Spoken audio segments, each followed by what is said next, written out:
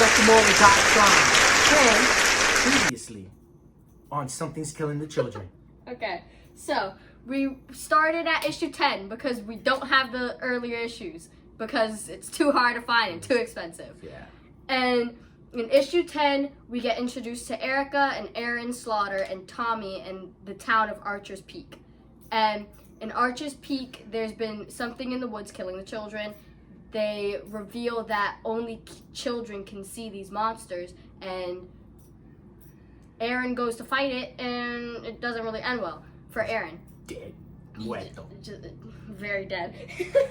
And then in issue 12, Erica goes into this gymnasium because everybody's holed up in the gymnasium because they don't know what's outside. They don't want to get dead and stuff. So they're all in the gymnasium, and Erica's like, I gotta go over here to get to John's house. And then she goes to John's house, and they get in the car, and then boom, one of the monsters right outside the door. Boom, and 13. On 13, they show Aaron's body. It's really gruesome, horrible, truly. Cut to pieces. Yo. It's just horrible. And Erica kills the first monster.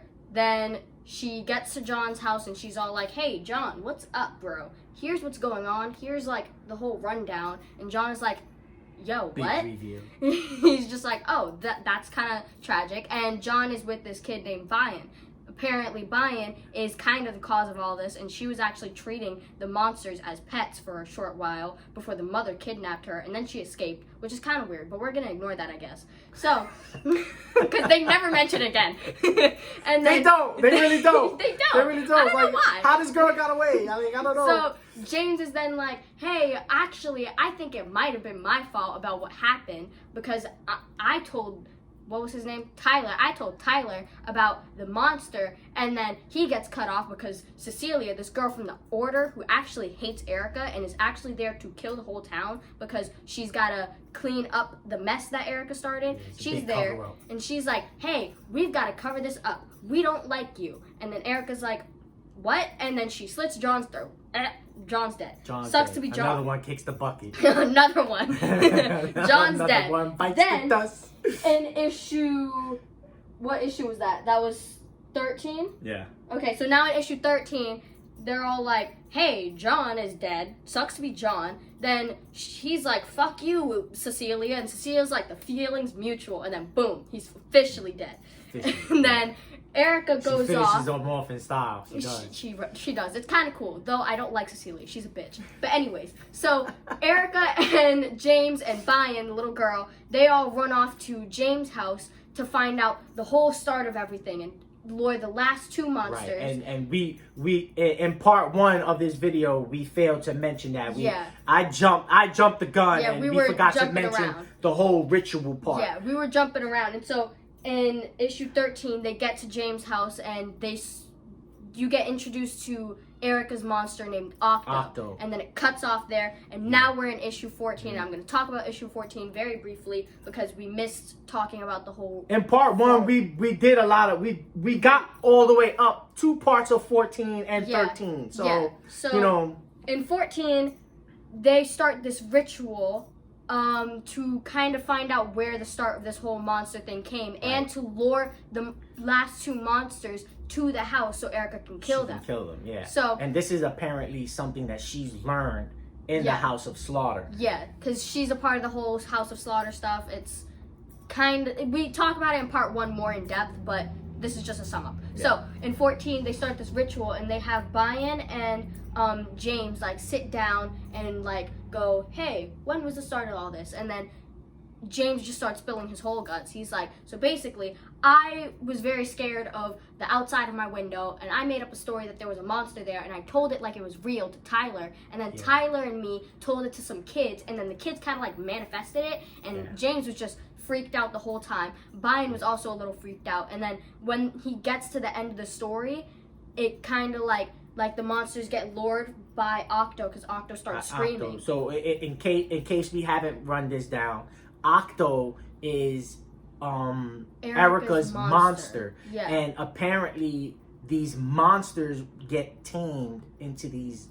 artifacts or dolls. It's whatever their favorite toy was, I'm pretty sure. Okay, yeah, there you go. Because they explain it in another thing. They explain it. And apparently Octo is Erica's monster. Yeah, it's her monster. And he gets revealed in the end of 13. End of 13, yeah. And he looks super cool. I love the design. I love the design for Octo, really. But yeah, so Octo ends up screaming, and I guess that lures the rest of the monsters because Erica goes outside. She slaughters the two monsters in style. It's super cool. It's like two panels, like two panel fight scene. Yeah, it's like two Erica really taking big out panels. two Oscura types. Yeah, Oscura types. That's their names. And then it kind of like ends there, doesn't it? Yeah, it kind of ends there. It kind of ends there. Picks up in 14. No, that was 14. Oh, that was 14. And then it picks up in 15. Then it picks up in 15. So we're on to 15. Summary over. I'm amazing. Let's get into a little bit of this ritual, though. Yeah, let's get more into the ritual because I think the ritual is really interesting. Now, I'm still bothered. I'm still bothered on how exactly do these monsters manifest. That's the main and most thing I'm stuck on. Like, yeah, you keep we didn't get a lot of information on why this happens, or is it the person, or is this magic, or something that happens. I don't know, but what I've gotten is that it's just these kids, they have like a really intense fear over like a specific thing that they create, and I'm guessing their fear kind of manifests it. And I kind of got that feeling like, you know, it manifests through extreme fear or paranoia. Because like the kid said, you know, it wasn't true, but he told his friend like it was. Yeah. And then when they spreaded it to the kids, they took it to a whole nother level. Yeah, it just went. They took it to a whole nother level, and boom, you have a monster. And it's like, you know, I'm guessing that's how it goes, because if it was just like a kid's fear, there would be so many monsters. But I think it's more like a really intense fear. And it kind of makes sense, because if it's a group, maybe that's why. Because remember, it was a group. It was a group of them, and maybe the fact that there was more of them, and it was more fear, and they were more scared. That could like manifested it, you know. But it could be a whole multitude of reasons. We don't really know because they don't really explain it much in any of the later issues either. Right. So yeah. And then the ritual that she learned in House of Slaughter is what they use to tame the monster. To tame the monster or reveal the monster, or because she needed to concoct a trap to get these obscura types, is what they call. Yeah, obscura types to come, and so she can kill them. Because remember, she's trying to save lives. You know, the other part of the Order of George are there to just kill everybody and make a cover up. Because the Order is originally supposed to just cover things up and leave it how it is, but Erica disagrees, and she wants to like save the kids and kill the monsters. Yeah, and kill the monsters and save the town. She doesn't want to just you know like kill everybody and just cover it up. You know, she's completely not with it. Yeah, so she actually ends up killing all of the monsters except for one. I think the white mask killed 4 of the white masks killed one of them. 4 of them. It took 4 of them to kill one obscure type. She kills 2 by herself. Yeah, she kills 2 by herself. It's crazy. Not only 2 by herself, but then she killed that one when that showed up at the car back in issue, I think like 11 or something. Yeah, I think it was issue 11. Yeah. So she's definitely a fighter. She's definitely a fighter. She's good at what she does. Yeah, she is. So, but yeah, let's get into issue 15. Issue 15, yeah. So issue 15. So that was basically 14 right there. You can actually see like a version of Octo on the front, because remember Octo's very what's the word? He's golden. I think that's supposed to be Octo, but Octo's design is golden. If I find a picture, I'll put it up like right here or something, because it's a cool design. But yeah. All right, and issue 15 is basically it sums it up. It sums up the series pretty much before the arc turns. Yeah, pretty much. It's like a goodbye to Archer's Peak and all the characters. Yeah, this is the conclusion to whatever's going on in Archer's Peak, and basically tell me if I'm jumping, because I talk about what stands out the most to me when it comes to when I read comics. I start talking about stuff what stands out the most to me, or what I remember vividly. The things that stand out. But issue 15 is basically the conclusion of the arc, and everything's done. The monsters the monsters are killed. Yeah, the monsters. All the are monsters killed, are killed. Tommy's in jail because he took the fall for everything, so the white mask wouldn't kill everybody. Right, and a lot of the white masks were upset that they didn't get a chance to murder everybody and do the cover up. Yeah, they really wanted to kill people. They were really, you know, they really wanted to kill everybody. After, like, it shows you, like, kind of the whole rundown, because it shows, I'm pretty sure it shows, like, news things, and it's like, oh, yeah, they have young teen kills, blah, blah, in quiet town. Kind of like what you see in Spawn. You know, Spawn has those. I don't read Spawn. Yeah, so it's kind of like what you see in Spawn. They have these newscasters, and they're telling you, you know, the news of and updates of, you know, what's going on, and you know, it was pretty cool. It was pretty cool, and so basically, like you said, you know, Tommy took the fall. Yeah. So you know, they didn't have to kill everybody because they had a fall man. You know, they needed somebody to blame all this on. Honestly, because they couldn't honestly just be like, yeah, so a bunch of monsters killed like 8 kids. Tommy is very brave and strong because he witnessed his friends get murdered. He witnessed his brother or like sister or something get murdered. Then he had to see his mom wish to die because he wasn't enough for her. Yeah. And then on top of all that, he had to take the fall for something he didn't do. Yeah. Like, that's a lot. Yeah, that's a lot. And he actually seemed pretty okay mentally by issue 15. Right. I mean, he had his moments, but for somebody going through what he went through, he held himself together pretty well. Yeah, I give Tommy a round of applause. He's a very minor character from what we've seen, but he is a hero. He's a hero. Yeah, like he really took strong. everything under his wings. Like he really did. Like and he swallowed it and said, "Hey, this is what I got to do. This is what I got to do." Right. You know, because I couldn't picture anybody else wanting to do that. No. You know, I couldn't. I can't. I just wanted to say that because like.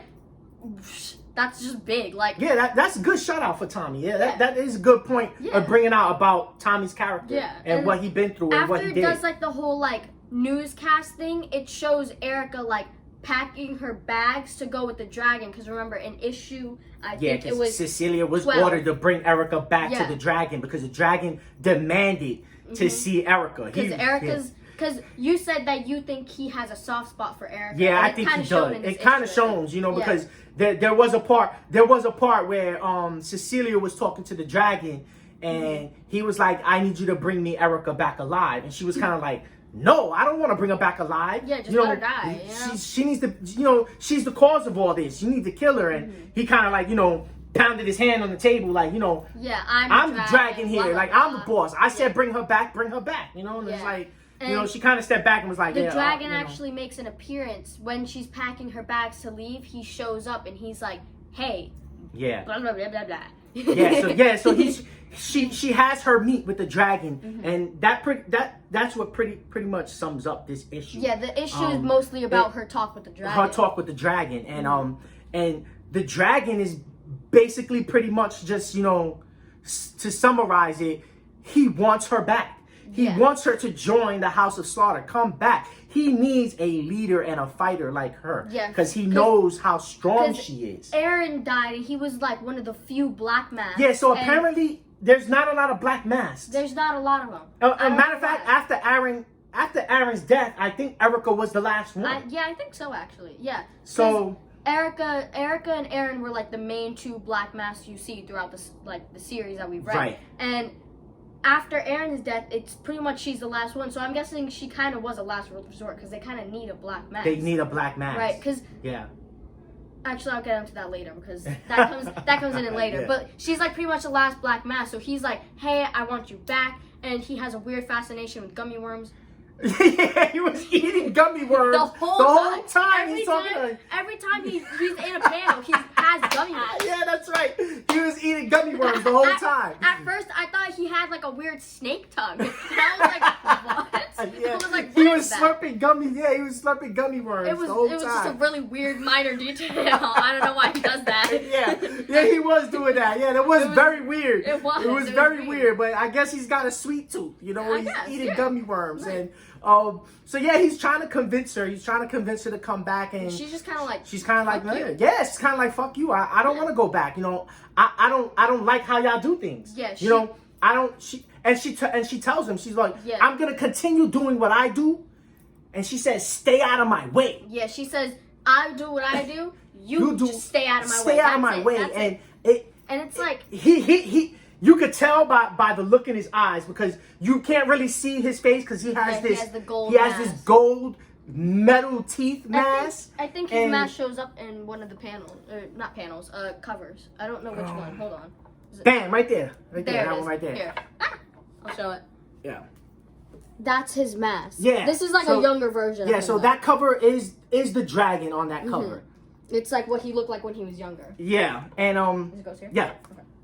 So yeah, and she's basically like, well, just stay out of my way. I'm gonna continue saving lives and saving children, but I'm not gonna do it the way you want me to do it. Yeah. Because I'm not into just, killing a whole bunch of people and covering it up.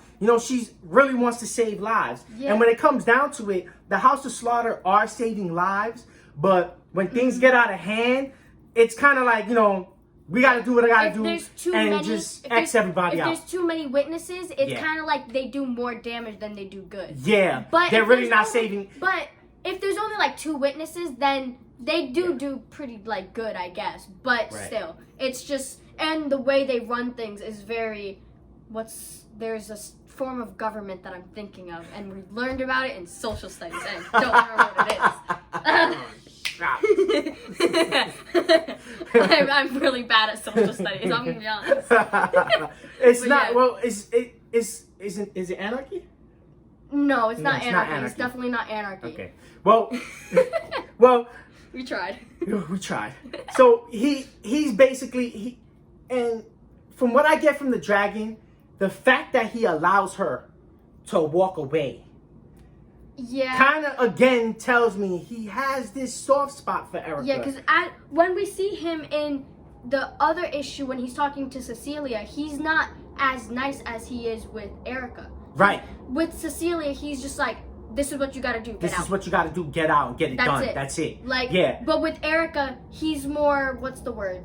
Yeah, he's more soft. Yeah, he's just soft on her. He's more compliant with her. Like, he's more laid back, Yeah. He's more easygoing. And I don't know why. Yeah, because they don't really get into it that much. But they do have a later on like confrontation in later ones. And then so that pretty much sums up 15, that sums up 15, and then she gets on the bus with James, and they leave Archer's Peak. Because James is like, I'm coming with you, and she's like, no, you're not. And he's like, yes, I am. And she's like, well, shit. Where are we going? And they're like, yo, wherever the road takes us, and she mentions something else about Aaron, and that's it. They take off on the bus. Yeah, they take off. And that's the end of the whole arc for Something's Killing the Children and Archer's Peak. Yeah, that pretty much ends the whole arc. And then it gets into a completely new kind of arc after 15. So after 15, so this is 15, and the cover kind of gives you the synopsis, the farewell. Everything's over. She's leaving Archer's Peak because it has the sign on it. Now leaving Wisconsin, because Archer's Peak is in Wisconsin. Yeah. So that's pretty much that issue, and then it jumps into 16. Where's 16? And 16's right here. Okay. 16. This one's 16, and now there's nothing I love more, and I say this all the time, than origin stories. Origin stories. I love origin stories because I like to get in depth with characters. I like to know what their past is, which leads up to why the way they are currently. Yeah. So origin stories, I love origin stories. And starting on 16, it does a rewind for Erica. Basically, the entire issue is a flashback. And origin for Erica Slaughter. From 16 and on, it's just her backstory. It's her backstory. Basically, what happened with her, how she got into House of Slaughter. Octo. Her introduction into House of Slaughter. Yeah, it gives a little bit of intro to Aaron and one other girl. What's her name? Jessica? Is it? Yeah, Jessica. Yeah, so Jessica Slaughter is the one that recruits. Yeah. Right. Yeah. So okay. So 16. Issue 16. Here you go. You want me to show the art? Yeah. I guess you could show the cover. Okay. Issue 16 kind of gives you That's like Erica. That's Erica, young Erica, and the cover gives you that feel of this is her showing up to the front doors of House of Slaughter, basically. It's super cool. And yeah, so starts Let's off. get It into starts 16. off with Erica, young Erica. And isn't she in a closet? She's in a closet. Yeah, she's in a closet. She's in a closet. She's freaked out. She's freaked out. She's terrified. She's crying, and she's gripping and hugging this toy. Yeah, and she's got like blood on her and stuff, and there's blood everywhere. She's like outside of the door. You can like hear. You can't actually hear, but like it says on the thing. It's like there's like scratching or something. Yeah, there's scratching, growling, or something like that. Yeah, growling and there's screaming. She ends up going outside and she looks and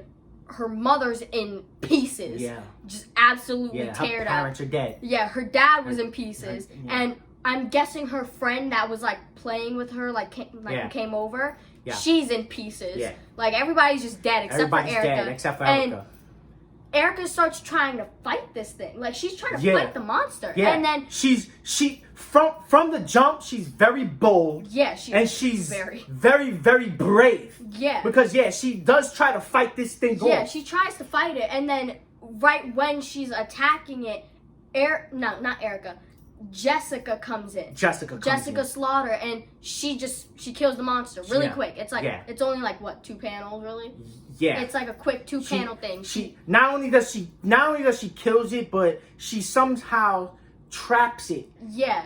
In this doll she was like bear hugging in the closet. Yeah, she's talking to Erica and she's like, "Is that your favorite toy? Do you love it forever?" And Erica's like, "Yes." And then she takes it and she puts the monster inside of the doll. And then they put it into like a food container. Yeah, she asks her, "You have a Tupperware?" And she's like, "You have a Tupperware?" She's like, and not for nothing for a child like Erica who just witnessed all this stuff, she's pretty coherent. Yeah. You know, she's not in shock. Yeah. She's not, she's just like she's cooperating. She's answering questions. It's really weird. Like, because when I was reading it, I don't think she was a normal child to begin with. I don't think so. Yeah. Like, she was probably one of those kids in like preschool, and you're talking to her, and she's like, "Do you see that lady over there?" And you're like, "There's no lady over there." Yeah, for real. Like, very, very weird. But the way she was acting, she seemed like, Yeah, I get it. She was crying. Like, she was crying and she was sad and mad. But she was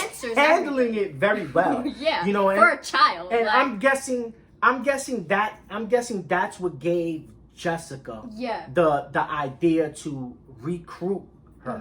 Mm-hmm. I guess, she did mention it. She was like, "You're not like any other kid. You're not normal." Says, Jessica, like after she puts the octopus in the Tupperware, and like the kind that you put leftovers in. Yeah, like, she puts it in there. He's like wiggling around. He's all angry. Wiggling around. Yeah, because even though he's in this doll, he's still speaking. He's still speaking and talking and trying to move. Like he's trying to get out of this doll, but he can't. So he's like just shaking around in the Tupperware, and she's like, "Erica, do you want to stay here?" And Erica's like, "What family? What family do you see?" Yeah, she's like, "Well, what am I going to stay here for? Right. Like, so I don't have nothing." So Jessica's like, "Oh, I have a place where you can go. Do you want to come with me? It's going to be a lot of work." And and she's just like, "Okay." Right. And I do remember where she was talking to Cecilia on the phone, and Cecilia was telling her, "No, you can't recruit. You can't do that. There's a process." Yeah, because turns out there's a different process than what she's doing. What she's doing when it comes to recruiting. What she's doing right now with like taking the kid that was in like one of these monster things. She's not supposed to do that. That was the old way of doing things. Right. But the new way, they explain later on when Aaron's talking and stuff. And Jessica's like, "Nah, screw that." You know what I mean? I'm not going to leave this girl to the system and, and foster care and stuff like that. I'm just going to bring her back with me. Especially after what happened. Because, like, what's this little girl going to say? She's going to be like, "Oh, yeah, it was a burglar." And not only that, but I guess from what Jessica saw and experienced, she was like, "Man, this girl's got potential." You know what I mean? Like, she's got potential. She might make a good recruit. She was really shocked too when she saw that Erica was trying to fight the monster, and she was like, she mentions it when she's on the phone with Cecilia, I think, and she's like, "This one's really strong." Yeah, this one's really strong. Yeah, she almost killed that thing. Yeah, she almost killed that thing. Yeah, like she confronted it and almost killed it. And it's like, for a child, that's shocking because as we see issue, what was it, 11? Aaron doesn't last that long. He didn't last that long. He No, didn't he last that didn't. long. He didn't last that long. He sure So didn't. for a kid to almost get one of those, it's surprising. He went from issue 10 to issue 11 in the morgue. That was crazy. That was crazy. Yeah, the cover of issue 12. He's even on the cover. In the He's morgue. even on the cover Like, in issue 12 in the he's morgue. not. He got a toe tag that says slaughter on it. Like, he's not doing good. It was just like it was crazy. Yeah. It was crazy. And then but in issue 16, like after Erica's like on the phone with Cecilia, she's like, I'm taking this kid with me. So so Erica just like packs up her bag. She takes Octo in the little Tupperware, and she gets in like, I'm guessing like Jessica's car, and then Jessica's like, oh, it's gonna be a long drive, blah blah blah, like go to sleep, and kind of process what happened to you, because she's like, you have to be shocked. You gotta process, and I want to run this. I want to run this by you. Between the last issues that we read, and the first time we're seeing Jessica, I could see a lot of similarities between the two, because in the earlier issues we was reading with what happened in Archer's Peak, Erica was very blunt. She was very honest. She didn't candy coat anything, especially with being the kid, especially with the kids. She was just straight and up. Like, you see that in issue 16 with Jessica and Erica, because Jessica tells her straight up. She was like, "Hey, look, I'm gonna let you know right now. Your parents aren't coming back. Yeah, that's it. They're dead." Jessica's first like couple things was, your parents aren't coming back, and if you want to join me, it's gonna be very gruesome, and you're gonna have to go through stuff like this. You're gonna have a hard time ahead of you. That was her rundown. She was very blunt about it, and she didn't hold back no punches. And I could see that in Archer's Peak, in the Archer's Peak arc. You could see how Erica really was raised by Jessica. Yeah, like really brought up by her. In the House of Slaughter. And when they're in the car, Erica doesn't go to sleep. Like, she's like, I'm not really tired. Yeah. And Jessica's just like, are you serious? Yeah. Like, are you serious? Like, you don't want to go to sleep? Yeah. And so Jessica starts having a small conversation with Erica about Erica's personality. Yeah. Because what does she ask? She asked if she's observant? No, it was another word. No, she did. It was observant? She said observant, yeah. Yeah, okay. It was very observant. Yeah, she was like, you must be very observant, aren't you? Very observant, yeah. And Erica was like, what? I don't know what that means. I'm like 5. Yeah. And they have this whole conversation about I keep saying Jessica instead of Erica. Yeah, they got similar names. Their names are similar. Yeah. It both ends in cut. Ends in cut. Yeah. That's enough for my brain to get mixed up. So Jessica's asking Erica like about her personality and how Erica is kind of built for this whole House of Slaughter. Yes. Like her personality. She has a lot of potential to be somebody in House of Slaughter. Right. You probably remember the conversation better than me. No, you summed it up pretty good. That was pretty. That was pretty much it. They're having like a conversation about how like, oh, do you notice things that people don't usually notice? And Erica's like, yeah. She's like, oh, do you really like empathize with people? And Erica's like, I mean, kinda, not really. And she's like, great, that's what we want. Yeah, that's what we need. Yeah, that's what it was like. You're gonna do very well in House of Slaughter. It was basically like Jessica's main points were: are you observant? Do you lack empathy? Right. And are you good at fighting? And all of those Erica checked. And from what we understand too, that Jessica needs recruits for her group because she don't have that many. Jessica's also a black mask. She's also a black mask. I'm guessing throughout the whole history of like the Houses of Slaughter, because aren't there more than one? Yeah, there's more than one. There's more than one. This is an organization that's around global. It's globally. It's around the world. So this isn't the only House of Slaughter. Right. And what I'm getting from like the issues is that black masks are rare to come by and they're the lowest rank. Like I wouldn't say lowest rank. Well, not lowest rank, but they're not. So this is 16. Okay, yeah, we're in 16 still. So in 17 they give you a breakdown. Yeah, they about give you different. They give you a breakdown. The different groups. They give you a breakdown. Yeah. Yeah.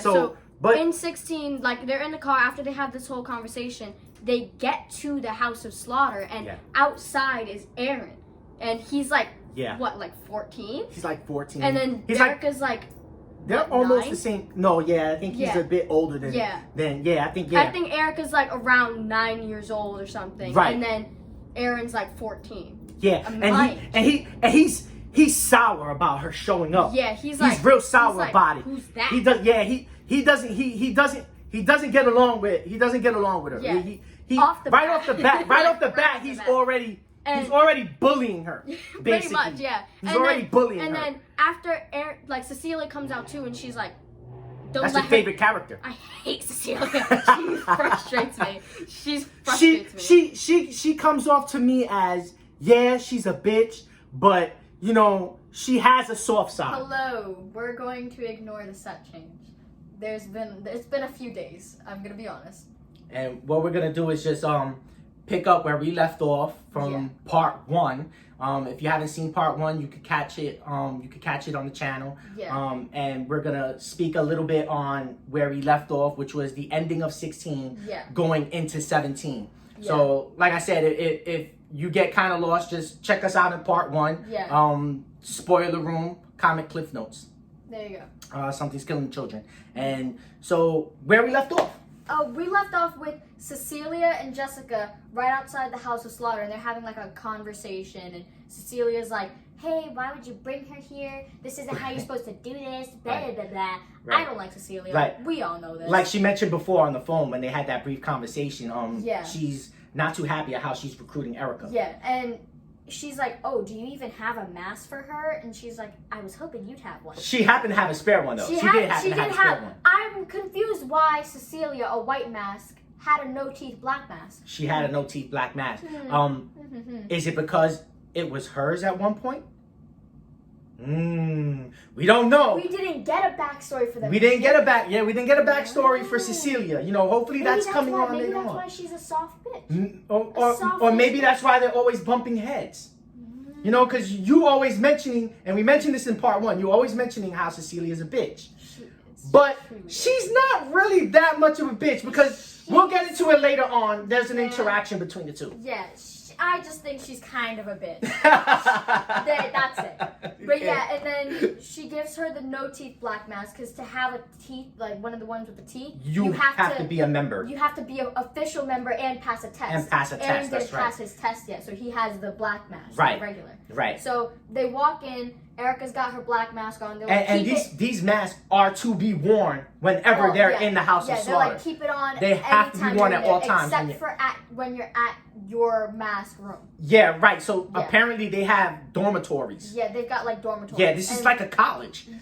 Actually, yeah. Right, it feels collegey. Like it's a college. I don't remember if it was in the video, but I remember you did compare it to Hogwarts. I've compared it to Hogwarts. We're gonna get into that. We're gonna get into that. So that was pretty much the end of 16. There's this really cool shot with both of them walking on, all 3 of them. They look really cool. And then it picks up in 17. Then it picks up in 17 when they enter into the House of Slaughter. It's really cool. Last panel is all 3 of them walking down the corridor, going into House of Slaughter. They're doing the whole like cool walk. Yeah, they're doing the cool walk without the explosion in the background. No explosion. No explosion, but a really cool walk down the corridor. And it picks up in 17. And it picks up in 17. She's waiting. Erica's waiting outside of, I'm guessing, the dragon. I'm guessing she's waiting outside the dragon's office. Yeah, because I think Cecilia and Cecilia and Jessica are inside. Yeah. They have to be talking to the dragon. Yeah, they're talking to the dragon. They're like, hey, we got a new member. Yeah, right. And Cecilia's probably like, oh, but she's not recruited properly. Right. There's a big debate about how she's recruiting her and what's going on and why is this allowed. And eventually, it's not really like it's a big problem because she does stay. Like you can see that she does stay. And as far as I'm concerned, they're lacking in black masks. I mean, they are. So I mean, I don't see why they wouldn't want to recruit her. Right. And why not? Apparently, Jessica makes a good argument and statement on Erica's behalf because the dragon's like, okay. Yeah, but she has to pass a test. Yeah, because there's like a test for each like mask. To become a recruit, you have to pass this test. Yeah, it's like it's to tame your monster, isn't it? Right. Yeah. It's a taming of the monster, but not everybody survives this test. Apparently so, because that's what they've been. Because from when Jessica first talks to Erica, it's just been this constant thing where if she's gonna survive, If she's gonna survive, that's right. very morbid. Like, yeah, it's very they're morbid. talking Like, to this, you know, how old was she? 12? she's like, no, she's younger than that. I think. Isn't she? I think she's about 9, Okay, man. so she's like 9. She's and like a they're just talking to her 9-year-old, like, and they're talking if to her you like, survive. well, you know, you could be a member of our neat club if you survive. Right, like, it's just morbid. Like, this 9-year-old just like, oh yes, if I survive. Yeah, sure. Yeah, this is it's a piece of cake. Normal. Yeah, like it's normal, you know. So, and and when she's waiting outside, Erin like approaches her. She's got her little monster and the little thing, Octo. yeah, Octo's and he makes another attempt at bullying her. Who, Erin? Yeah. Erin's trying to bully her. Erin's all like, ha ha ha, you're not gonna survive. Yeah, you're not gonna survive. You're not gonna pass the test, and then- you know he's bullying her, and Erica kicks him in the Erica balls. kicks him in the balls, you know, and you know this is why Jessica, you know, liked this girl, you know, Yeah. and she said it. She said it when they first in issue 16 when they first got to the House of Slaughter. They pulled up in front of the building, and Erica asked Jessica, "Can I bully him?" And Erica and Jessica's like, "Yeah, you can bully him. Yeah, sure." And she's like, you know, like in the cartoons when they're rubbing their hands, she's like, "Oh yeah, I can't wait." And it's like, I think she thought that she could bully him in like an actual bully way instead of like a friend bully. Right. So she just kicks him in the balls. She kicks him in the balls. Jessica and Cecilia walk out like, what?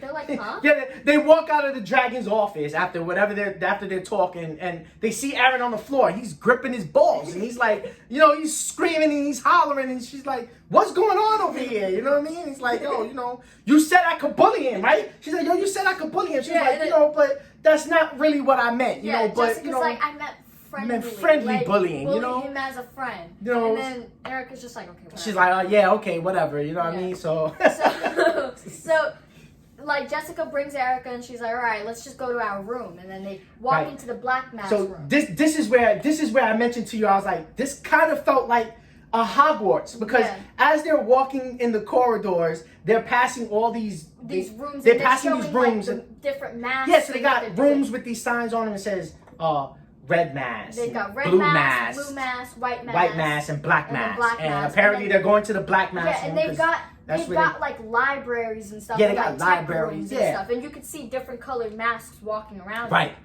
Yeah, and then they enter the Black Mask room, and there's, out of the ones that we already know, Jessica, Erin, and now Erica, there's only one other one. Yeah, and her it's name is- empty. The dorm is empty. Pretty much. There's nobody in the black And room. there's Adelaide, who's very old. She's like she's gotta they be call like her Ada. They call her Ada, Yeah. and she's in a wheelchair. Yeah, she's in a wheelchair bound. She's wheelchair bound, and I think she was blind. She looked blind. Her eyes But did look glazed over. They looked glazed over, very open. They were yellowish. Yeah, They had like yellowish eyes, and you know, yellowish, and, but like very faded. yeah. And Like, she introduces her, whatever. And she's like, you know. oh, this is the oldest member. This is of the Black oldest member of the Mass. Black Mass, yeah. And blah, So blah, apparently, well, I'm not gonna include Erica because she hasn't passed her test yet. Yeah, she so hasn't. apparently there are only 3 members. Yeah, It's Aaron, there's only 3 Black Jessica, Mass. and Ada. And at this point, you know, looking at Ada, she doesn't look too capable. Yeah, she's not. You know, Ada's not really like fighting anymore because she's wheelchair bound. right? Jessica, she's the only other one with teeth because Aaron and Erica just didn't even pass her test to be recruit, and then Aaron, he hasn't gotten his teeth yet, so he's just training. So really, if you think about it, there's only one Black Mask. There's only one Black Mask. Yeah. So like, And from what we know of Black Masks, they are the soloists. Yeah, they're solo. They're solo. They're solo members. They That go take out care of small and handle small missions for one person. You know, Yeah. so they're soloists. And they're not really that high in the rank. Like, yeah, I if mean, anything, they're pretty much at the bottom, really. yeah, pretty much. I mean, they're bullied by the White Mask, and then I feel like the Red Mask and the Blue Mask, who have like roles that we get into later, they have like bigger roles than the Black Mask. they have a whole lot bigger roles, Right. which I feel expand out deeper into what's going on within the House of Slaughter. I feel like the Black Masks are kind of like at the bottom of the food chain. Yeah, pretty much. Like they're just at the bottom. Yeah. Which kind of sucks because they're the Which is coolest. probably why there's not a lot of them, Right. and they get bullied. Well, at least Aaron gets bullied, because I don't see anybody treating Jessica the way Aaron gets That's treated. because she's an adult. I mean, Well, yeah. Cecilia does kind of treat her like that, like a little bit. That's- They have like they have yeah. sisterly banter. Yeah, yeah, they Yeah. do. So they they're talking to Ada, and then they point to this like shelf, and there's a shelf. Yeah. There's a shelf with three stuffed animals, like dolls. Yeah, they're like dolls. There's a dog who's Ada's, a bunny who is Jessica's. Whoopie Puppy or Puppy Whoopie? What was the dog's name? Well, I think was Whoopie Puppy? Whoopie Puppy? Was it? It was called Whoopie Puppy. Was it? Yeah, it was called Whoopie Okay. Puppy. I don't know if I believe that. But Yeah, it was called Whoopie Puppy, I swear. Okay. It was called And Whoopie then- Puppy. That was Addis. Yeah, that was Ada's, the oldest member, and then Jessica had a bunny named the Thumper. Thumper, the right? rabbit, Thumper. Rabbit Thumper, and Right. then Aaron had an owl was named Hootie, right? Yeah, it was an owl named Hootie. Right. Yeah. And then they put She asks for the Tupperware. yeah, she gives her the She takes Tupperware it out, with Octo and- in it. Yeah, she puts him on the She wall. puts him on the shelf. But Erica's like, can we keep him in the Tupperware? She's like, no, we She's gotta like, take him out. we gotta take him out, you know. Right. And remember, like I said before, they still talk. You know, they still talk like these monsters or whatever that are tied into these. Octo starts grumbling. He starts grumbling and growling like he's not happy being, like, being in Octo. You know what I mean? Like he's not happy being in there. It's like okay, imagine an old man, all right, a really angry old man, Oh, no. and take his soul and put it into a cute and cuddly octopus. Right. Boom, there you go. That's Octo. Right. What's that guy with the puppets? Jeff Dunham. Oh, And he has the Jeff old Dunham. man, the old grumpy man puppets.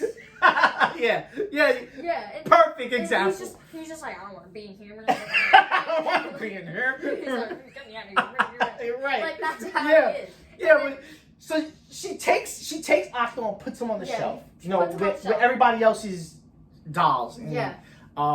That was pretty much a quick introduction to the dolls. You know, Yeah, that was like- showing everybody's yeah. dolls. So Showing that apparently, everybody does have a doll. everybody has a doll Yeah. with a monster, Yeah. which eventually gets tamed that they Yeah, use. because So that's like the test. And then Jessica starts explaining to her how the St. George stuff came along. yeah, the like, Order of St. George. right, Yeah. like how they came along, like what started them, and then also how they how they test them. How they test Like them. she So gives her a rundown of what test she's gonna be taking. right, and pretty much how to handle it. Yeah. You know, and She's like, oh, I can't tell you much, but right, blah, but blah, she's skeptical. Mm-hmm. She Yeah.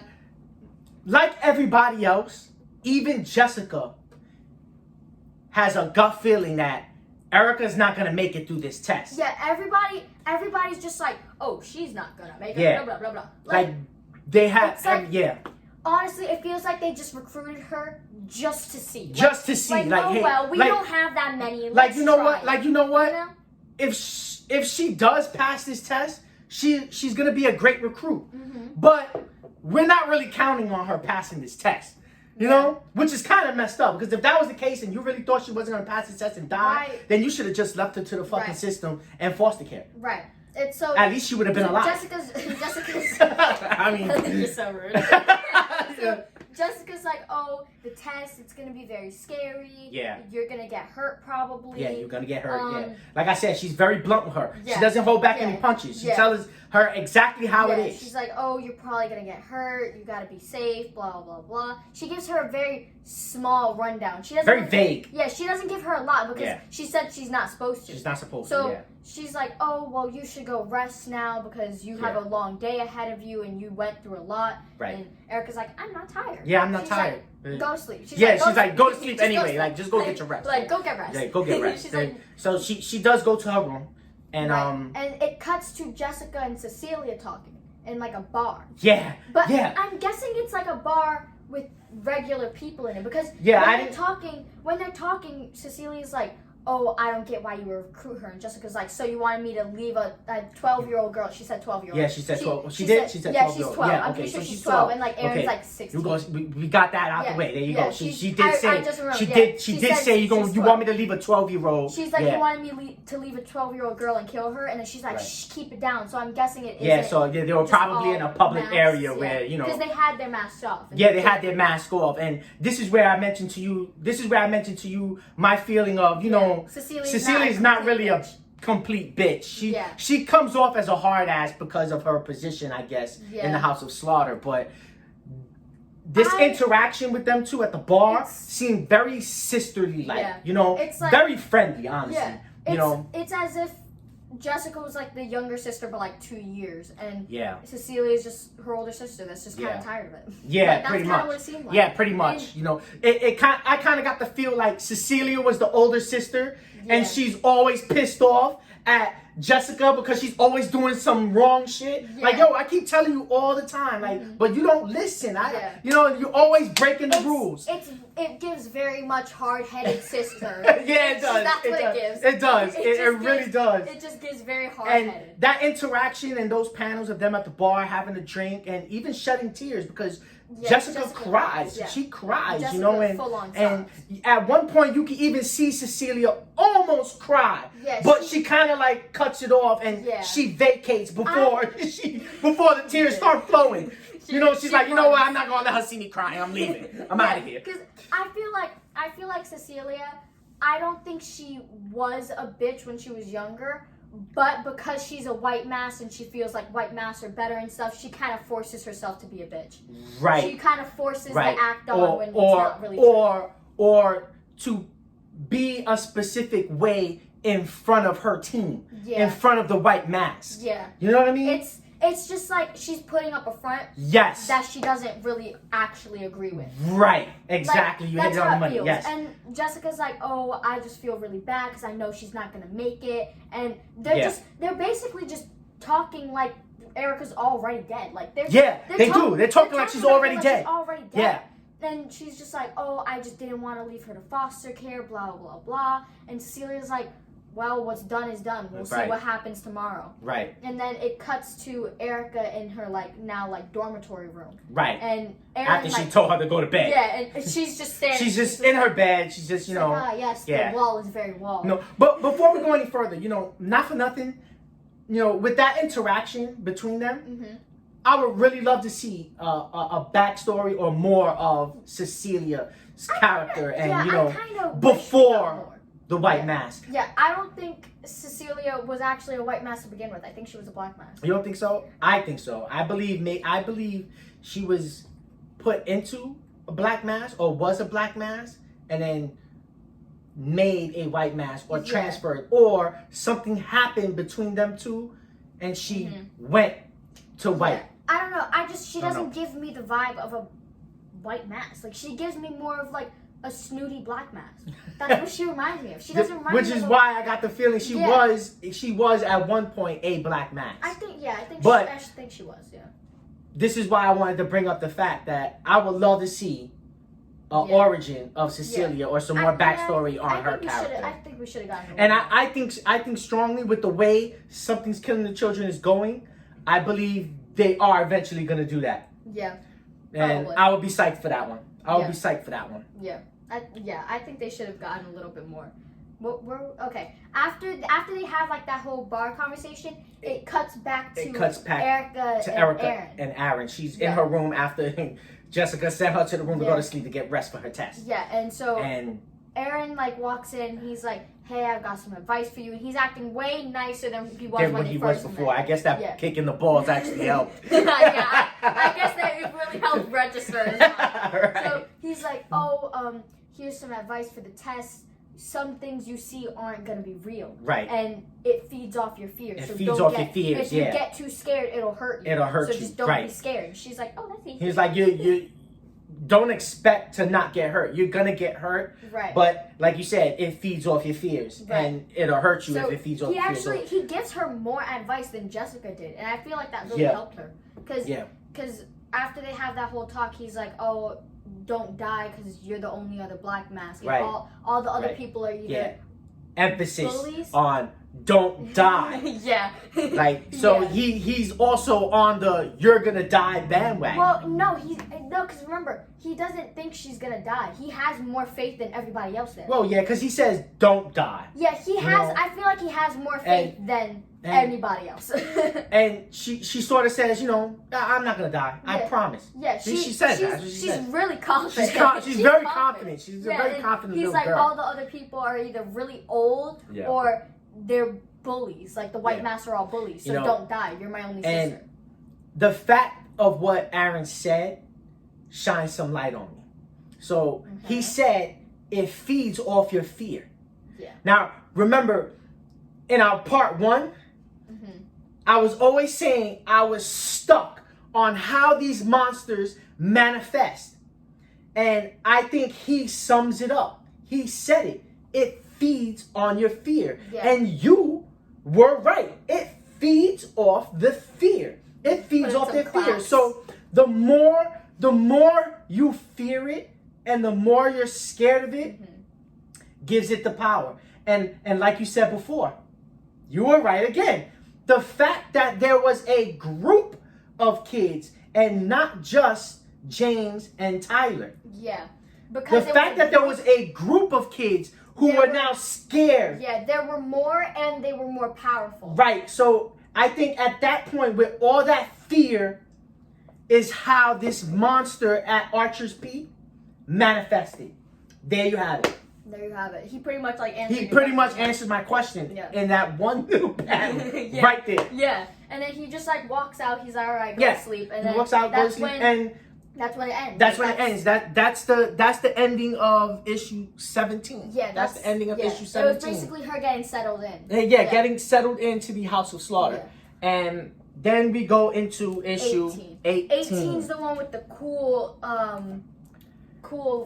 cover. The cool cover of dragon. the dragon. Got that nice mask. He got that solid steel gold mask. Super cool. And so it picks up in 18, and it's showing Gary.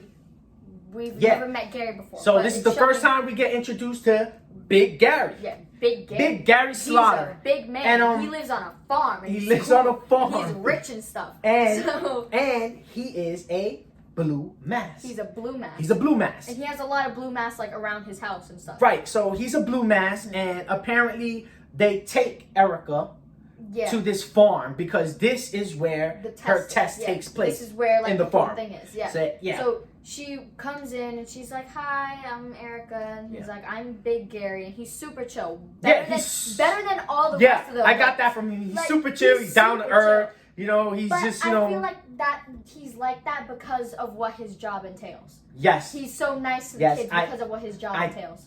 I have a strong feeling that what he does has humbled him. Yeah. You know, the things that he's seen. It's given him a bigger outlook than the rest of them. Right. Because of everybody, I'm pretty sure he has seen probably the worst. Yeah. Because Cecilia, her group doesn't they just do the cover up. They don't really do the cover up. Much else. So, they're the cleanup crew. Right, they're the cleanup crew, really. So it's like, I feel like because his job entails what it does, he's more humble and more kind to the little kids. Right. Than Cecilia and Jessica. The fact that there are kids in the House of Slaughter means this is by means say that, you know, if they have to go to Big Gary to take their test and they don't make it, he witnesses a lot of these kids and children dying. Yeah, because he mentions that to Jessica like a little while later in the same chapter. Same issue, yeah. I say chapter because I'm used to novels. She's used to novels and books, yeah. I'm used to reading like these kinds of books. So I'm always like saying, oh yes, chapter when it's an issue. You can say chapter. Chapter. Chapter 18. Chapter 18. That would be super early in most of my novels. But yeah, so in issue 18, he's like giving her breakfast. He gives Erica breakfast. Yeah, they're having breakfast. You know, it's a normal day on the farm. Yeah, it's like a normal day on the farm. And she's like, oh wow, you've got animals. Horses and pigs and it's really dogs, chill. a whole lot of dogs. It's like 10 or 15 dogs. Did he mention that he really needs the dogs like for safety or something? Yeah. The dogs are like, you know, the dogs are like for protection around the farm. And so he's just like having a really calming day right before the whole big thing happens, like right before the test. I'm guessing to like, you know, ease her a little bit because I probably nerves and stuff usually. So they end up going to like a barn. Like they walk up to this barn. It's a big red barn. Yeah, and like, it has the House of Slaughter insignia. It's like an insignia, is it not?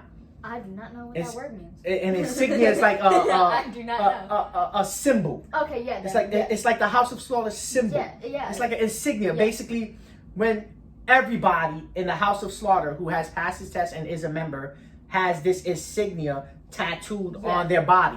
They could choose where it's at, Right. but usually it's on their like. Usually arm it's right on their here. arm or their forearm, but you could choose where you want your tattoo. Yeah. But yeah, it's the insignia. Yeah, so they walk up to this And- barn. It's like one of those barns where you would usually keep like a whole bunch of horses in, like like Yeah. the horses in the little pens. Yeah, And then, like, it the looks hay like and your stuff. typical red barn. From the outside, it looks like a regular red barn with like a symbol on it. Yeah. But when you get inside, there's this. Yeah, It's really dark. it turns really ominous. Like Yes, it's super dark. ominous. So, It looks very ritual yeah, like. Big Gary and Jessica, they kind of stay out. They're Yeah, just like, you go they in don't. by yourself. Yeah. Yeah, they just send her in, and she walks in. She's like, "Wow, it is dark in here." Yeah. And then she walks in, and there's this blue mask. He's all the way in the back, and he's got this like ritual thing. Yeah. And it's I'm like pretty candles around. It's Yeah, dark. And so he walks. there's like she walks something in. on the floor, right? There's like, It's like I think it's like candles there's and like a stuff. candle and, on like, the floor I don't because know. he tells her to step into the circle. Yeah, so she steps into the circle, and he's like, "Oh, what's your name?" And she's like, "I don't have a name," because that's what Jessica told her to say. Right. And then he's like, "Yes, correct." Yeah, I got to teach. She got to cheat. She got like a little cheat sheet. Yeah. So she's like, "Oh, I don't have a name." He's like, "Good. No masks have. No masks have names. Yeah. But like, okay, Yeah. like, cause no. Oh, he said no masks have families. Yeah. No masks has families. Yeah, that's why right. they all changed their last name to Slaughter. Slaughter, right? And so he's like, puts your octo on the thing, and then she puts octo on the thing, right? Well, yeah, he asks her if she has something. Yeah, He like- called it a Oh God, what was it? I can't remember. totem. Yes, totem. Totem. There you go. You have a totem. Asked, like, do you have a totem? And she said, yeah. Yeah, she was like, yeah. So she hands Octo. She hands him Octo, the And- dog. Yeah, and he starts doing this like ritual thing, and it's like He asks the doll's name though, does he not? I don't. No. Well, he asked like what the doll's like name was, and she was Right. like, it doesn't have a It name. doesn't He's like, have no, it. the What's- name you gave it. The name you gave She's it. like, She okay, said yeah, Octo. Octo. Yeah, Yeah. she gave Octo. So yeah. he's like doing this ritual thing, and Yeah. there's not really much words like in these few because it's like 2 pages. No, it's like just panels of what's happening Yeah, and in it's this like barn. it's like a ritual, Basically, and a preparation yeah, for and this test. the monster is like coming out of Yeah. the doll, and Yeah. it's just really It's weird. manifesting. Yeah, it's like coming out It's of the doll, manifesting, and at one point, the blue mask is like he's like, oh wow. Yeah, he's like, oh, shocked. He's shocked at what he sees because he wasn't expecting this type of monster. Because So apparently the monster she has is an obscura type, which Was is it? Yeah, it's an I think so, obscura yeah. type, And which it is like was- the most dangerous yeah and of these it monsters was- and demons or whatever they are. Apparently, like her specific monster is rare and really like evil, Yeah, like really evil. Like nobody survived them. Yeah, dangerous. Like they're super dangerous, and so Yeah, dangerous. So he's like you could kind of see the fear in his so eyes. the blue mask, he's like, oh wow, like that's not Right. normal, and then it like cuts out. It and cuts it off. goes back to Big Gary and Jessica, and Aaron and Cecilia are there, aren't they not? Yeah, she shows up with Because Aaron. Jessica was very, very upset that Cecilia brought Aaron. Yeah, she was. She was upset. Because Cecilia, she walks up and like Jessica's like, why is he here? Why is he here? I didn't want him to be here to witness this. Right. Because everybody thinks she's gonna die. Everybody is so adamant on Her Erica dying. not living this. Yeah, and so she's like, oh, why would you bring him? And she was like, I mean, he kind of has to know what goes on. Like, Yeah. Like she was kind of like very whatever about it. Right. Like she was just, what's the word? Nonchalant. Nonchalant There you about go. it. Yeah. She was you know, very she's like, nonchalant yo, about it. And so Jessica, she's already like tearing up. She is Yeah. like, she doesn't think Aaron Yeah. is gonna live. And Yeah.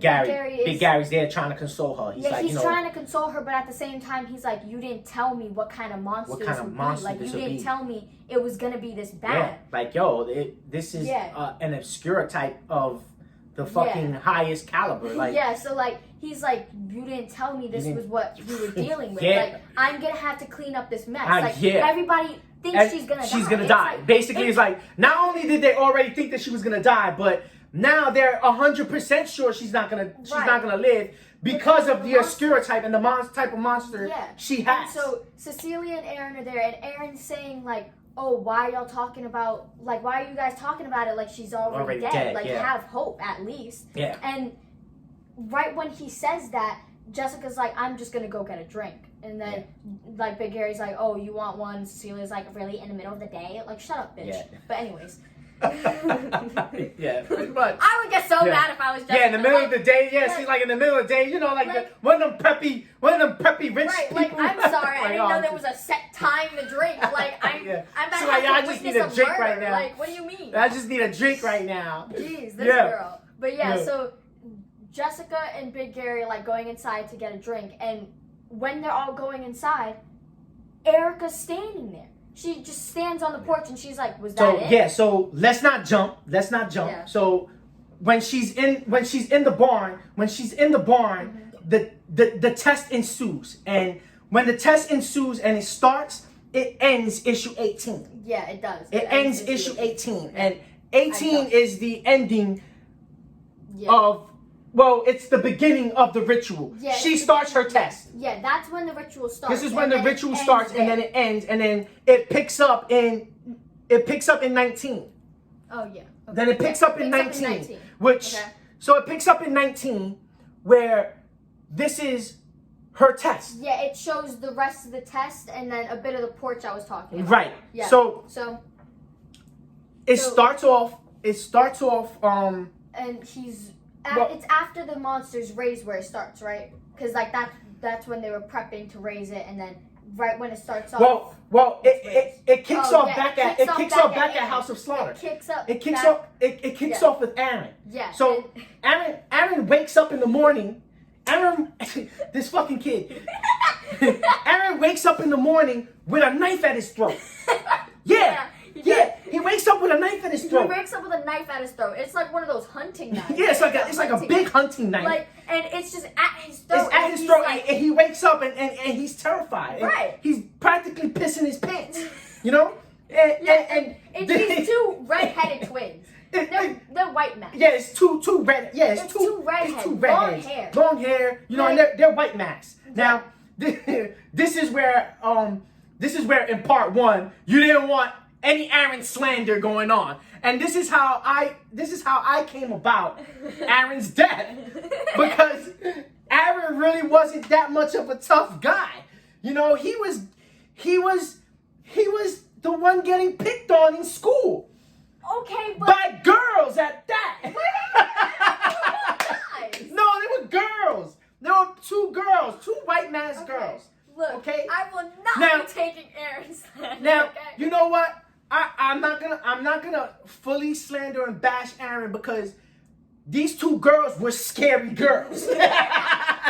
They were some scary girls, okay? Like, if I woke up in the morning with a knife at my throat with these 2 girls standing next to me, I think I'd pee my pants too.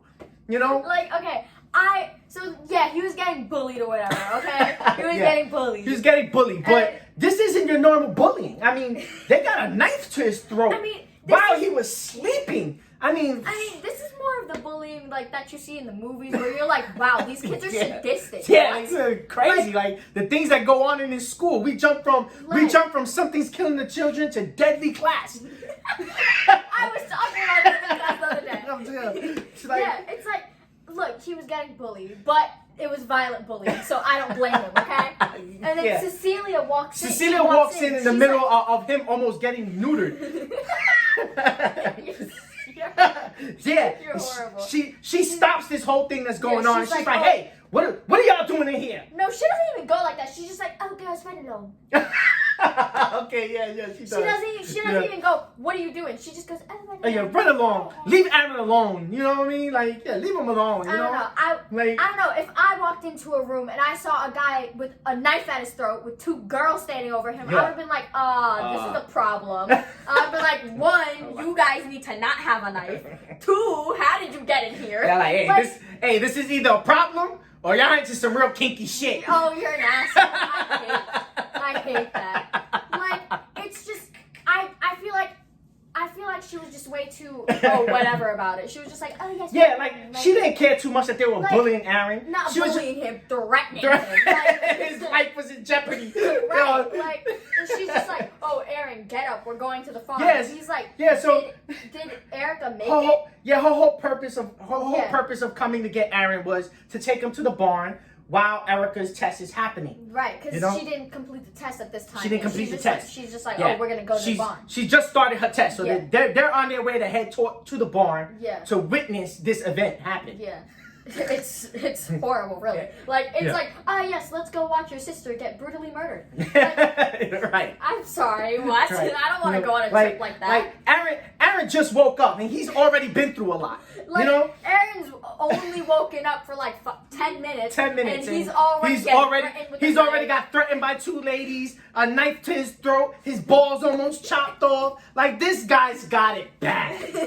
He's Man, just not doing he well. is just He not really doing isn't. well. So it cuts back to the ritual, doesn't it? It cuts back to the barn and the back to ritual. the ritual, and the monster's raised and everything. Like, Yeah, the monster's raised and she's ensuing her test. She's taking her test. Yeah, she's like taking the test, And it's like there's It's all over the place. Yeah, I mean, it's like Aaron said. It's trying to feed off her fear because Yeah. she's reliving the events at her house as a child. The monster, it like puts her in this mind kind of state. Like, Yeah. it's almost like she's dreaming. Yeah, And it's like, they should put her in the Matrix.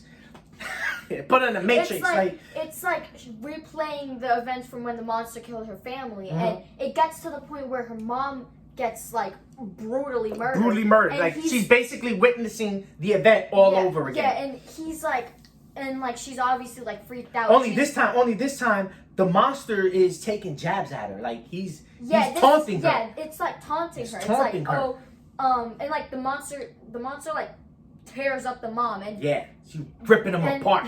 and Ripping the parents apart. Erica like comes up to her mom, and like her mom's still alive, like her mom's still speaking, and the monster's like taunting her and saying, "Oh, you can still save her. Go outside. Go tell the police, neighbors." Yeah. And so like Erica goes outside and she's trying to get to a neighbor, but then she stops and she's like, and she remembers what Aaron told her, that some of it's not real. Some of it's not and real. She's like, it feeds off your fear. She stops and she goes, "This isn't how it happened." And Right. the monster's like, "Yes, it did. Yes, this it is how did. it happened." Yeah, this is how it happened. And it's basically trying to gaslight her the whole but, time. But she's not getting fooled. She's not getting fooled at all. And she's like, "This isn't how it happened. My mom's dead. She's Right. not coming back." Yeah. And I'm guessing that's kind of why Jessica was so blunt with her. Because if she wasn't as blunt as she was, I feel like this would have gone completely different. Right. She was very, very aware of what was going on. Yeah, she was like, "My mom's dead. She's not coming back." She didn't fall for the lies Right. She's being told in front of her. right. She's like, "This isn't how it happened." It's not how she it goes, happened. She goes back in the house and she's like, "My parents are dead, and right now Jessica's about to run in." And then she fights this thing. And then, she's like standing there. Yeah, and she's brutally fighting this She's thing. fighting She's this got thing. blood on her face. She's got blood on her face. She's and she's slashing. like- She's throwing jabs. Not only is she mentally fighting it, but she's kind of physically fighting it. Yeah. And then Jessica, like a form of Jessica, walks in. Not like actually Jessica, the Yeah. mind version. Yeah. And Jessica, like, she has this like small conversation with the monster, and then that's kind of like the whole like illusion dissolves, and it's just like a really yellow, like white mist. Let's just put it like this: with the way everybody was talking about this test and how she wasn't gonna survive, she handled this like a champ. Honestly, it doesn't even seem like she could have died. Like, she handled it really well. She made it seem so easy. She did. She made it seem easy. And then, like, she made the impossible seem easy. Right. With the way they were talking about it. Yeah, honestly. with the way they were talking about it, I thought it would be much worse. Yeah, honestly. I thought it would be a whole lot worse too. I thought it would be violent and gory, but really it was just there was some violence. There was some blood and gore, but I mean, you did see the mother get torn and stuff, but like, man, she flew. Yeah. Yo, when they say she passed with flying colors, she passed with flying colors. Yeah, and so like the illusion, it dissolves and everything, and it's like she sees like Octo, like the dog. Octo, and she's she basically tames this monster. Yeah, she tames and he's in Octo. Yeah, and he's like, and she leaves the barn. She's like they have this really small exchange before she leaves. And he's like, "Oh, everybody left because they thought you dead. Right, they thought you was dead. He's still trying. He's still taunting her. Back. Yeah, he's still taunting her. Yo. And she's just like, "No, this isn't how it happened." And she just walks out. Yeah, she walks out. And she's like, "What's next?" Right, and she stands on the nonchalant. porch. She stands on the porch and she goes, "What's next?" What's next? And everybody's just there like, everybody's like, because we were talking about the porch part earlier. And everybody's just there like, everybody's like, you're what the hell? not 'Cause- supposed to be yeah, here. you're like, what They're the like- hell's going on? Like, they're like, what do you mean? What's next? what's That was next? it. And she shows up to the porch. She got all the dogs behind her. The dogs are walking with Yeah. her. And Like- like, she's like, hey, what's next? You know, Like she's just super like nothing. chill about it. And It's yeah, terrifying. Aaron's there, and he's like, you know, happy that she's not dead. Yeah, You know, and it's Cecilia's, weird. of all of them, shocked the most. Yeah, because You know- while Erica's walking past, Cecilia's like, good job. Yeah, Like, good job. She even shakes her recognizes hand. it. Yeah, She even shakes her hand. She- which is a lot for Erica. which is she's a lot for which is a lot for Cecilia, because you know, Oh yeah, Cecilia, you I know, said Erica. to give Erica a handshake and say, hey, you know, good job, it Right. means a lot. You That's know? a lot because That's a lot for she her. doesn't normally do that. She doesn't. So it's like, She doesn't, and Yeah. and you know, with the whole stuff that ensued before she showed up on the porch, you know, and you know, she's like, oh, you know, you just came because you wanted to see her die, you know, and Yeah. you know that was pretty much Yeah. the debate between Yeah. Cecilia and Jessica Yeah. before it- Erica showed up on the it porch. pretty much ends there. Like that's all of this issue, right? After the whole porch scene and then it goes back into 20. Yeah, Yeah. most of this issue was everything that happened in Yeah. the barn during the Yeah, test. because with the barn, You know, with I gotta say in issue, this is 19, right? So in issue 19, there wasn't a lot of dialogue. yeah, There really wasn't a lot of most- dialogue in this issue. Most of the ritual was mainly just the panels of like the whole situation happening. of the events Yeah. unfolding. There wasn't a lot of dialogue going on Yeah, it wasn't in issue dialogue 19. centered It was pretty much the ritual and what was going on and how Erica aced her test. Hmm. I mean if it was up to 100%, she definitely got a 110 on her test. I mean, Yeah, she got extra she credit. definitely got extra credit, Yeah. you know, and that sums up issue 19 Yeah. right there. And And then now- it goes into Issue 20, which is also pretty quick. Like it's issue 20 is pretty Yeah. quick, you know. This is pretty much summing up, you know, after the whole after test. Archer's Yeah. Peak and going into Erica Slaughter's origin. This pretty much sums it up, you know. Yeah. So it starts off with like them all going inside and all that, and Mm-hmm. she's now with Big Gary, and he's giving her the tattoo. Right.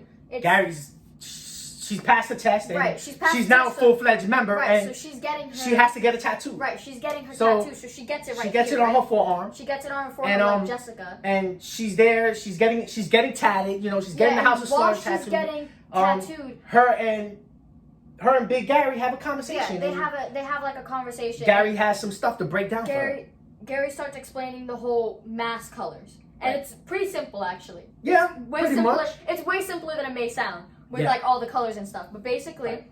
Black Mask, we said it earlier, they're the solo guys. They Right. deal with the smaller issues, and they're kind of Now, Big Gary is the one breaking this down while she's getting a tattoo. While she's getting the tattoo, Right. he's like explaining this all. And Right. if you really think about it, the Black Masks are kind of like cannon fodder, really. Like if you think about it. Like, Yeah, they would be just they like- would be like the front line. yeah, it's They would be like the frontline army that Yeah. they send in. yeah. You know, So the Black Mask, they're just like the ones that go out and do the small stuff. Most of them, I'm guessing, die though. 'Cause yeah, there's most of not them a I lot guess them. die. You know, Yeah. or I mean, they don't handle big missions. So Right. if they're good enough, they could most Yeah, likely they'll probably- handle the yeah. situation if themselves. they're good enough, they'll probably But handle it. This but, is probably why their ranks are so low. yeah, because they're used as like really just Cannon fodder, Yeah, they really pretty are. much. It's just- Hey, we got an issue in Wyoming. We need you to go and handle it. Right. You're good by yourself, or and then you know. if the Black Mask messes up, they'll just send the They'll- White they'll Mask send- to clean it up. Basically, yeah. So basically, when the Black Mass get on the scene,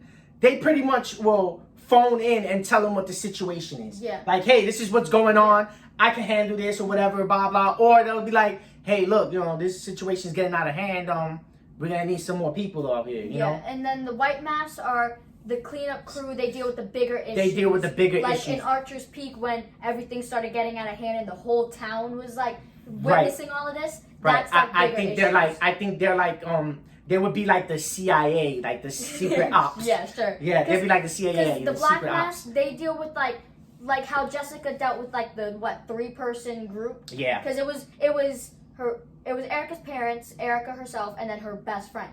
Right. So it was only like 4 people. Right. So, and because 3 of them died and it was only Erica, the Black Mask was like, yeah, it's just these 3. It's so just why these not? 3, that's it. Yeah. So the Black Mask, smaller group, White Mask, they all go in groups. They They're work not in solos. groups. They work in groups. And they deal they're, with bigger They're issues. team based. Yeah. They're team based. And Like then, they'll be dispatched to a situation with a group of probably 10 of them. Yeah. Maybe even more. I mean, yeah, because we saw 4 of them take down one. Obscure. And when the White Mask was dispatched to Archer's Peak, there was quite a few of them. Yeah, there was a group with Cecilia, and then there was about at least 8 alone that were at the gymnasium, and then Cecilia had another 4 with her. Yeah, so it was a pretty big. It was group. pretty big group. It was and a big then, team. After the White and the Black Mask, it's the Red Mask. So the Red Mask. The Red Mask are kind of like the bodyguards, and they count the people. Like they keep track. They of keep track of they keep track of all the people. And they keep like track of everybody. Place, yeah, they keep track of everybody. They're just kind of like They're the police. yeah, they're the police. Yeah. And, okay, yeah, sure. And then the Blue Masks. So the are the more handiwork, right? Well, like they're the. Yeah. Well. All right. So in the comic, they describe them as the blacksmiths. Yeah, they do all the handiwork. Yeah, they do all the handiwork. handiwork. They deal with the tests. They and deal they with the deal tests. with, Yeah. They deal with like more computer stuff. Yeah, like, more they're computer just, stuff. They're just like probably weapons. And, they're just like handiwork. Yeah, like they're the ones that also weapons help everybody tame their monsters. Yeah, they're the test dealers. Yeah, like, they do this test stuff, and then. And then they mentioned the Emerald Mask. Then they mentioned the Emerald Masks. We have not seen Emerald Masks, but the mention of them says that we are going to see them. We're eventually going to have to see them. I feel like I feel like we are going to see them at least. They described the Emerald Mask as the top tier, the top dogs, except for the gold guy. Yeah, except they're the top dogs. Like they're like the elite of the elite. Yeah, so basically the Emerald Mask, they deal with the hardest missions. Right. Like they mentioned dragons. Yeah. And they would be your Marines. Yeah. Yeah. So it's like so they deal with like the dragons and stuff because apparently dragons are a thing. And they actually mentioned the dragon earlier when they're talking about the whole history of the St. George stuff. Yeah. So the Emerald Mask deal with like the huge stuff. Yeah, they're the best, of the best. They're the best of the best. And then the gold. I guess mask, when shit hits the fan, they're gonna send in the Emerald Mask. Like if the Black Mask and the White Mask came. And I would love to see them get dispatched and what it is that they deal with. Yeah, and then because what they were dealing with at Archer's Peak, that was crazy. So I could imagine what the Emerald Mask deal with. I want to see a dragon, man. Right. I would love to see a dragon. That's what Erica said. She's like, I want to see a dragon. I want to see a dragon, right? Not me. And then I know Aaron don't want to see no dragon. Yeah. Shit, he didn't even make it through an obscure type. The gold mask, which is basically just the dragon. Right. He's the person that everybody goes to. Like, right. He's the man behind the scenes. Right. He's the boss. He's the boss. He's the boss. Yeah. He's the one that gives the orders. And then after he breaks down all the masks. General. Why are you referring to it as? Because this seems like stuff? this seems like a military base. Yeah, kinda. This is very military structured. That's the way I see the House of Slaughter. They're very military structured. Mm-hmm. That's how I see them. Yeah. Okay, understandable. Yeah, so after he breaks down the mask, he takes a picture of her tattoo because he has a wall of all the tattoos he's done. Mm-hmm. He puts her up on the wall, and then they go outside, and the dragon's there waiting. Yeah. And the dragon, he's sitting there, and he's like, "Do you want a gummy worm?" Right, he's eating gummy worms again. Said, no. So apparently he's always been eating these gummy worms. From a young age. He just loves gummy worms. I don't know what it is. I think gummy worms are okay. I give gummy worms like a good eating these damn gummy worms. 6. Like on the candy scale, they get a 6. Yeah. Yeah, they're pretty good. So they're all right. Like I'd have it if it was there. Yeah, I'd eat it if it's there. I would probably very rarely go, I want gummy worms. But if it's there, I'll have it. Yeah. There you go. Yeah. There you go. So Erica's talking to the dragon. It's just a very one-way conversation. Yeah. Like, pretty much. It's just like him asking questions and her answering. Really. Yeah. He's like, oh, so you survived, and she's like, yeah. Yeah. She's like, yeah. What do you see of it? What do you see of it? How do you see yourself? Right. And what did you do basically? Right. It was a really quick conversation. Really Like quick it wasn't. conversation. I don't think it was really anything big. Like No, it was just a small one-off. Yeah, I conversation. mean, she was mentioning to him that and he was mentioning to her that she was very perceptive. You know, she knew what to expect. She handled it pretty well, and it was pretty much welcome to the House of Slaughter. Even in this exchange, though, because remember earlier when we were talking about, I think issue 15. And when we were talking about 15, we mentioned that we feel like the dragon has a soft spot for Erica, but even in this conversation, you could kind of see a softer tone. So I'm pretty sure he's aware. I'm pretty sure he's aware that what she had to go through, because I'm pretty sure he's also aware that her monster is an Obscura type. Like the fact that she survived and passed her test through this is probably impressive to him. Because she's. I feel like that's probably why he. And he's so like and that's probably what he, like you had said before. He sees potential in her. Yeah, he sees a lot of potential, and I feel like he also sees her almost as his own kid in a way. Yeah. Because he's much softer than he is with anybody else. He's just, it's really weird. Like, because we don't really get an explanation why he's so soft on her. Yeah, we don't. It's just, it's just small conversation between them that's like, okay, it just seems like he's softer than he is with the rest. Because with Cecilia, he's just like, I'm the boss, do this, that's it. Yeah, get out of my office. But with Erica, it's all like, do you want some gummy worms? Do you want some gummy worms? Oh, look at my creepy little bear. Stranger danger! Stranger danger! Like, I don't know. It's just, he seems very calm. It's weird. I don't know, man. Yeah, he does. He does. And then Jessica, she comes over and she's like, oh, we're going to introduce you to your new family. Right.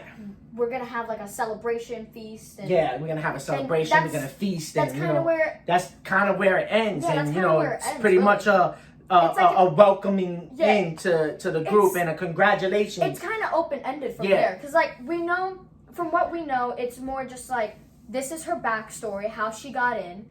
And then it goes to Archer's Peak, but there's like a lot of space in between that. Right. I'm guessing from Archer's Peak to the origin. So so we know like little bits of like, okay, we know that something happened here that made her think this, but we don't really know the actual stuff. I kind of honestly, I kind of like how the series started with Archer's Peak, right? And then goes into the origin story. Yeah, I like that. I like how it goes. I like because I feel like if they would have started with the origin story and Erica Slaughter, they probably would have lost a lot of readers.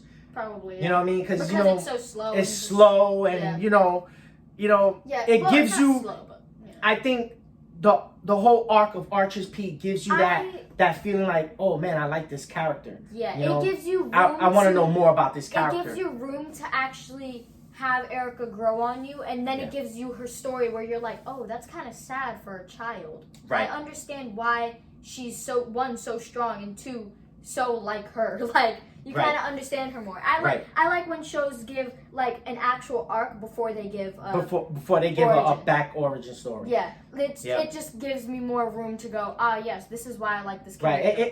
This is why. Not only that, but it gives you time. It gives you time to grasp on which character you like. Right. You know what I mean? It's like, oh, you know what? I really emphasize and I date this character. Yeah, and then if you have like a villain where you're like, I want to know why this villain. Man, I love villains. I do too. I love villains.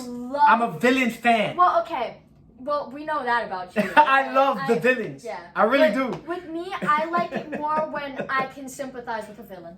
Or at least understand them in a way. There is a lot of times where, we always have this discussion. I had an essay in class. Villains aren't always villains. Yeah. Villains were never really villains. They become villains. Yeah. And getting to know that story of how they became a villain is what I love. I had a whole essay in class about like villains, like monsters and villains, because we had to connect it to our reading or whatever, blah blah blah. But we got to choose like the different like main ideas or whatever, and I chose villains can also be victims, because that is my favorite trope. There's so much truth to that. There's so much truth to it, and it's like when a writer gives me room to sympathize or understand a villain, it makes it better for me. Like, Yeah. I can understand Yeah. why the villain is the way they are. It- I can see it to- from their point of To view. me, it just sucks when you have a villain. Yeah. And it's like, he's out there and he's doing villainous shit, but we But- just don't yeah. know why. I don't like,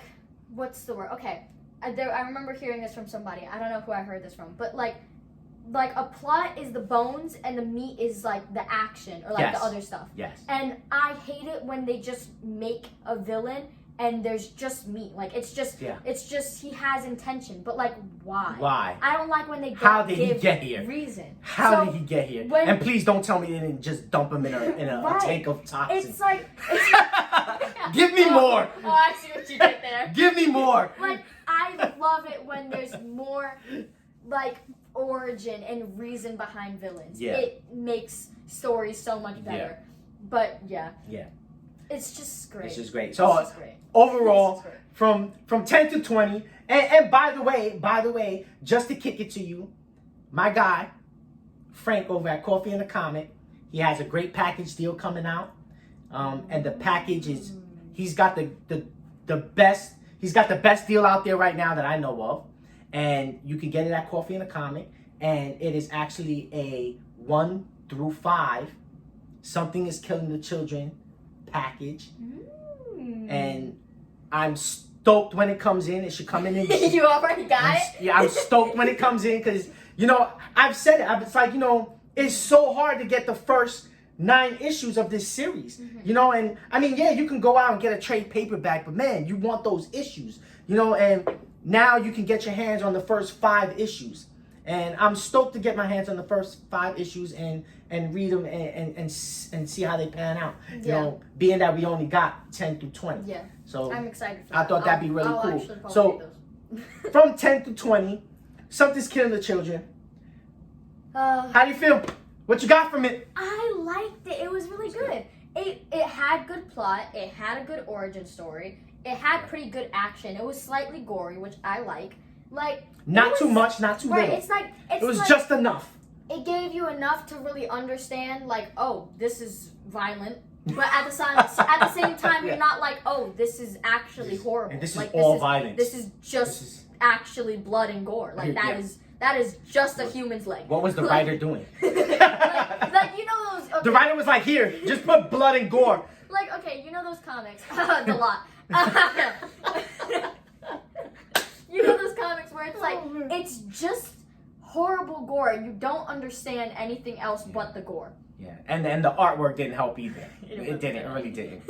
I will didn't. never. I mean, if you're gonna do a comic, stay away from the charcoal. Yeah. Yeah. The stay away from the charcoal art doesn't work for comics it really unless you doesn't. do it in a good way, but it just doesn't. Yeah, like if you're doing it in the complete dark.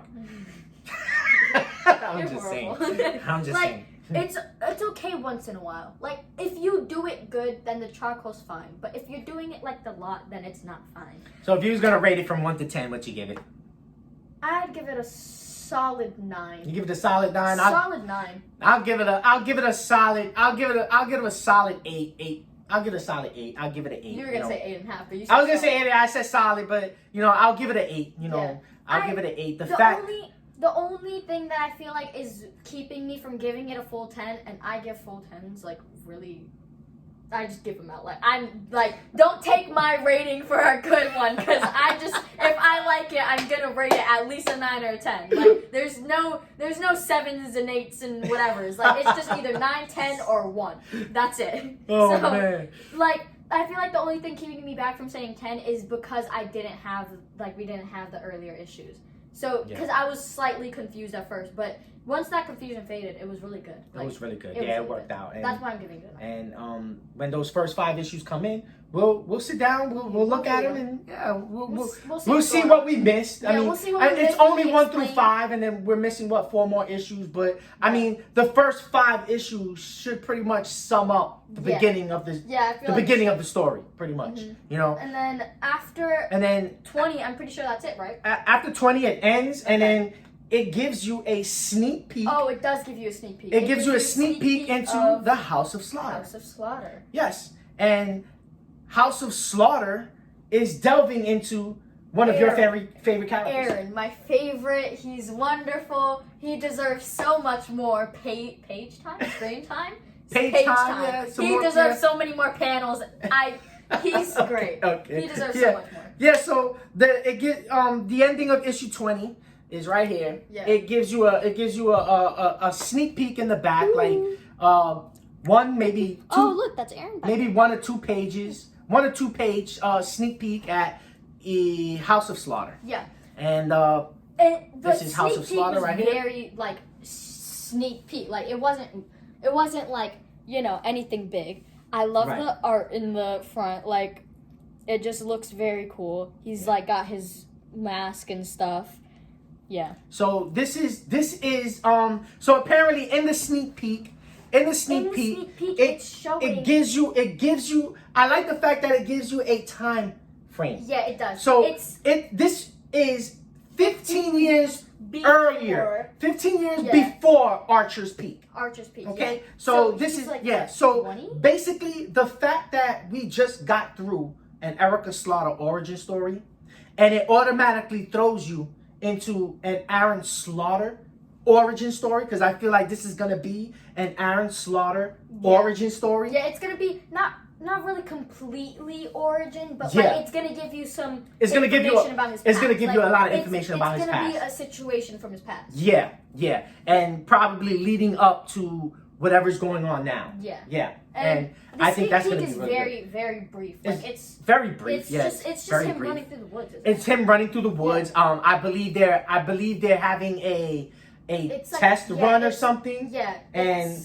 it's like a it's test run. once again displaying how Aaron gets bullied by the same 2 girls that held a knife to his throat. Look, I in get it. issues. Okay, he may be weak and very bad at standing up for himself, but he's my favorite, so I don't care. Right. I mean, but I completely understand why he died so quick when he took it on his own shoulders to go up against his obscure type. Yeah, because he's doing the test, and it's him against the two Right. sisters. Like Yeah. he's going against the 2 twins, and Yeah. he tricks them temporarily. Yeah.